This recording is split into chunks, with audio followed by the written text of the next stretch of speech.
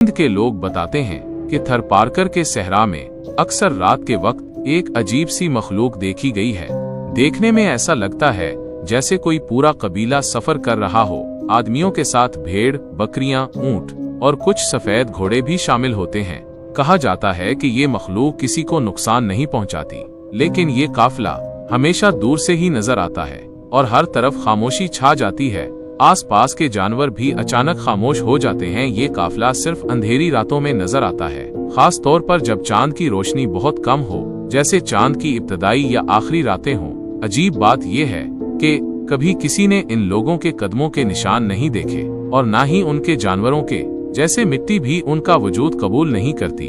जब कोई इस काफिले के करीब जाने की कोशिश करता है तो ये धुंध में घुलकर आहिस्ता आहिस्ता गायब हो जाता है। यहाँ के बुजुर्गों का कहना है कि ये इंसानी काफिला नहीं, ये जिन्नात का कबीला है जो सदियों से इस सहरा में आबाद है और हर चांद रात एक ही सिमत में रवाना होता है। लेकिन ये आज तक एक राज है कि वो जाते कहाँ है और क्यों।